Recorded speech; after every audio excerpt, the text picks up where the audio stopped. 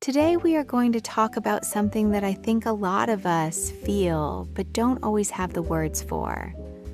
That strange, uncomfortable feeling when you look at your life and think, this should be enough. So why doesn't it feel that way? Maybe you worked really hard to get where you are. You have a job, a place to live, people who care about you. And on paper, everything looks fine, maybe even good. But somewhere underneath all of that, there is this quiet restlessness, this feeling that something is still missing, that you are still waiting for the version of your life that finally feels right. And then comes the guilt.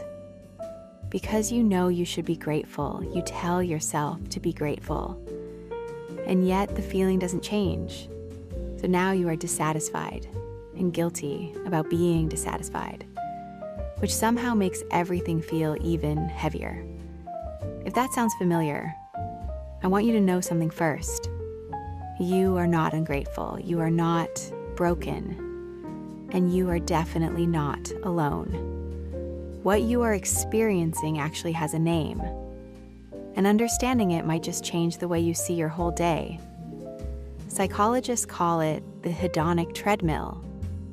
It's the tendency for humans to return to a relatively stable level of happiness, despite major positive or negative life changes. In other words, we adapt. We always adapt. The thing we wanted so badly eventually becomes the new normal. And then we want the next thing, and the next. And we keep running. But the scenery never really changes. This was actually studied back in 1978 by psychologists Philip Brickman and Donald Campbell. They compared the happiness levels of lottery winners and people who had experienced serious accidents. And what they found was surprising.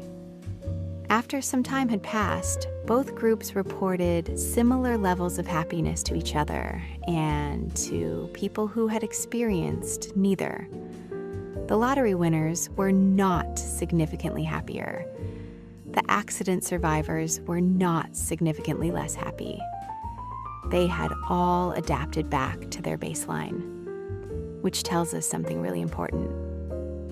External things, whether good or bad, have less power over our long-term happiness than we think. We are incredibly good at getting used to things, all things, even the things we thought would change everything. So if chasing the next thing isn't the answer, what is? Here is where it gets interesting. Research in positive psychology, particularly the work of Dr. Sonia Lyubomirsky at the University of California, suggests that about 50% of our happiness is determined by genetics, our natural set point. About 10% is determined by life circumstances, the things we usually spend most of our energy trying to change. And the remaining 40%?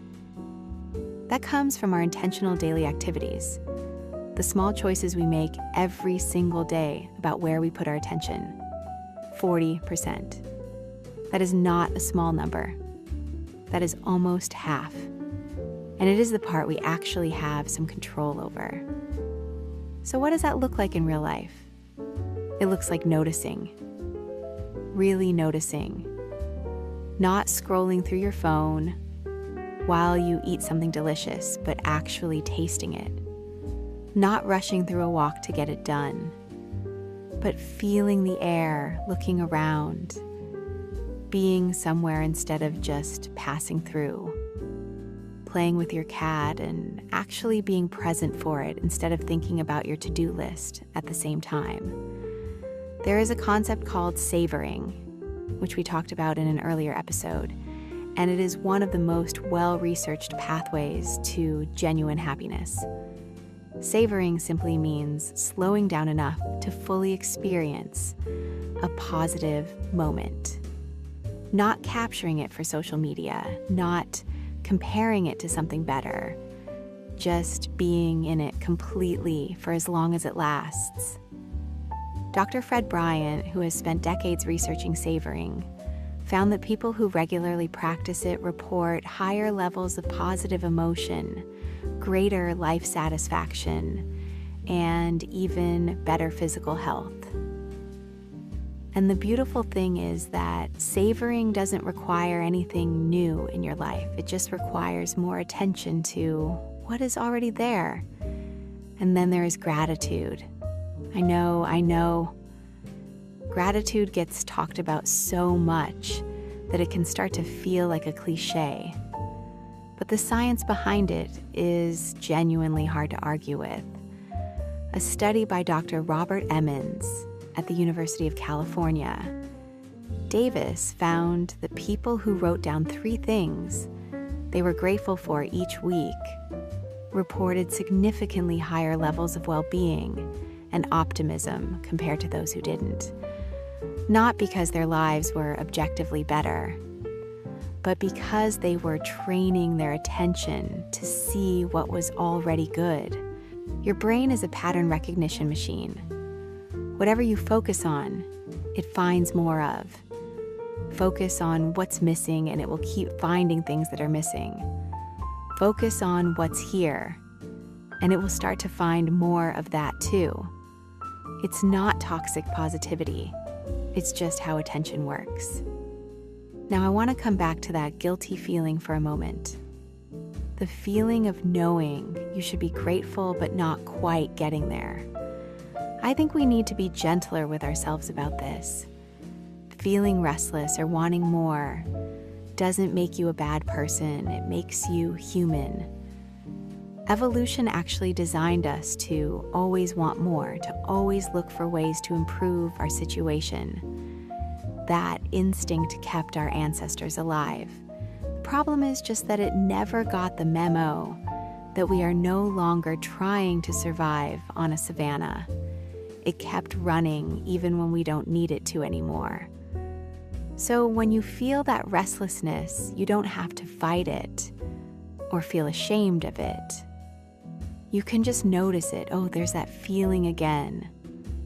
And then gently redirect your attention back to what is already here, back to the cup of coffee that is actually really good this morning, back to the friend who just sent you a funny message, back to the fact that you woke up today and the sun is doing something kind of beautiful through the window. The life you have right now, the ordinary, imperfect, sometimes frustrating, sometimes quietly lovely life you have right now.